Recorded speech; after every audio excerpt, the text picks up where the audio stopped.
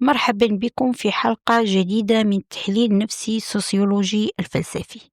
اليوم غادي نهضروا على واحد المفهوم الروحي اللي كيهضر عليه بزاف ديال الناس، الكارما. واش بصح الكون كيرجع لينا نفس الطاقة اللي كنرسلوها ولا غير بروباغندا روحانية؟ وهل الكارما ظاهرة نفسية ولا فلسفية ولا اجتماعية؟ من منظور نفسي، الكارما ماشي عقاب سماوي، ولكن عقلية كتخلي الإنسان يعيش نفس النتائج اللي زرعها.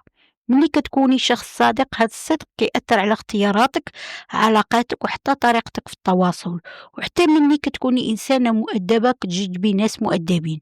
العقل كيخدم بمرآة النفسية، اللي كتعطيك يعاود يعطيك، ماشي لأنه كيحاسبك ولكن لأن السلوك كيخلق واقعك. مثال: اللي كيكذب بزاف كيعيش الخوف من الفضيحة، اللي كيعطي بزاف كيعيش علاقات آمنة، اللي كيجرح الناس كيعيش الوحدة، اللي كيخاف من الهجر كيخرب العلاقات بيديه. الكارما هنا هي النتيجة النفسية الطبيعية للأفعال. من زاوية اجتماعية، المجتمع كيخدم بمنطق رد الفعل. الإنسان اللي كيدير الخير الناس كتعاونو، اللي كيجرح الناس كتنفر منه، اللي كيدير الأذى مع الناس كتردها ليه في أول فرصة.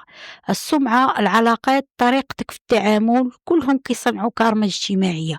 وكاين واحد النقطة مهمة، المجتمع ما كينساش الخير والشر، بحال فوت برنت كيتسجلوا وكيصنعوا ليك الصورة اللي كيشوفوك بها. فلسفيا بزاف ديال الفلاسفة ربطوا الكارما بمبدأ السببية. كل فعل عنده نتيجة، كل اختيار كيخلق تأثير، كل قرار كيبني طريق جديد. نيتشه كان كيشوف أن الإنسان كيعاود يعيش نفس الأخطاء حتى يفهم الرسالة اللي فيها. هاد الشي قريب بزاف الفكرة الروحانية ديال الكارما.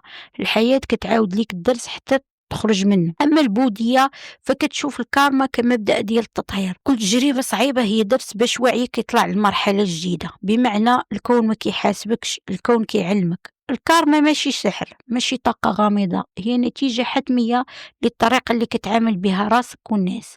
الخير اللي كدير اليوم غادي يجيك هذا في شكل دعم، راحة، علاقات صافية. والأذى اللي كتعطيه غادي يرجع ليك في شكل خوف، فوضى، وأخطاء كتعاودها بلا ما تشعر. السؤال ليك: شنو هي الحاجة اللي وقعتي فيها وقلتي هذه الكارما رجعت ليا؟ كتب لي في الكومنتيرات، وما تنساش جيم ابوني وبارطاج باش يوصل المحتوى للناس.